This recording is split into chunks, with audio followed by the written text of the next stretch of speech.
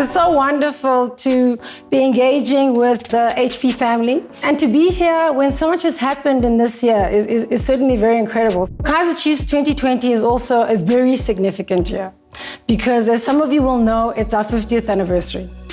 And we started the year on a magical note. We had the launch of our 50th anniversary jersey. We also had a celebratory event. We had an event in Pefeni. Some of you were privileged to come to the game on the 8th of January, where we celebrated with our supporters. And I must say, you could feel the energy, you could feel the vibe, the nostalgia in all the events that we did at the beginning of the year. And it really laid the foundation for a year filled with promise and excitement that any of us would have predicted, even a fraction of what would happen and the shape that the year would take. The world moved, and we as a club and football moved from full packed stadiums. Any of you who've attended the derbies and our games know that our stadiums, our supporters are really passionate, to empty stadiums, something we as a club are not used to. When lockdown started in March, we did something we've never done before, which was close our facility. Staff had to work from home, and players who use our high performance center did not have access.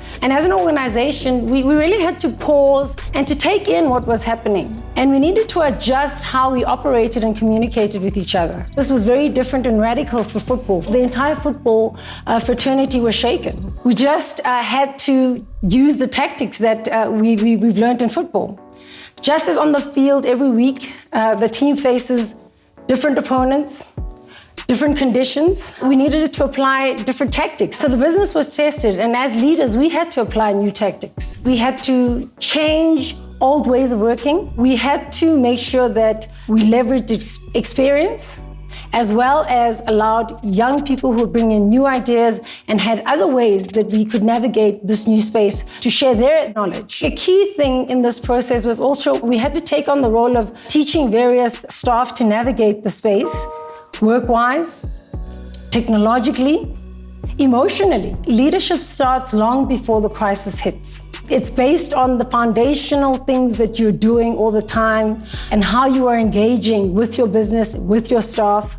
The crisis presents an opportunity to practically implement your leadership skills and to really your preparedness. So we have really future-proofed our business, and that helped insulate us for COVID-19 in terms of digitizing our business. We had used our relationship with Motaung, for example, to make sure that we have all our digital stuff set up and we can save our content, and we have all the digital lines that we need, allowing people to work from home remotely.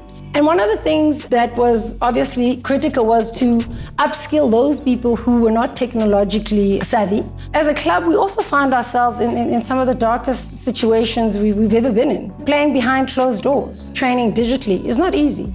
For football to survive, we needed to go back to play. But it also, I think, gave time to all of us as leaders and individuals to reflect, but we were able to deliver on our rights. We were able to manage our relationships, even though we had lost key components like game attendance, ticket allocation, stadium activations, and supporter branding and supporter engagement. Challenge was getting my staff who work with our bricks and mortar stores to understand that it was really time to amplify digital retail. Many people didn't have faith that supporters could adapt to that. And I must say, our supporters have adapted. Our business on digital has grown 1,000%. Our staff to learn new skills they wouldn't have learned or would have learned very slowly had they just stuck to the bricks and mortar. And to this day, we've not opened our stores. And in fact, we closed some of our insurance and retail stores during this period.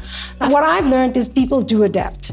People do change if you don't give them the alternative to go back. And to see the business also take a different direction, the ability to grow our digital business, to educate our supporters. We thought supporters who belong in branches don't want to engage digitally, but to see them engaging digitally, to see our mobile business flourish and grow was very exciting. As much as it has had its difficulties, it's provided us an opportunity to look at ourselves as societies, as the world, to look at the things we're doing right and to amplify those, to change the things we don't need, to change the things that aren't working. We wouldn't have done it otherwise if we didn't have this shakeup. And it's been an exciting experience. We continue to face challenges.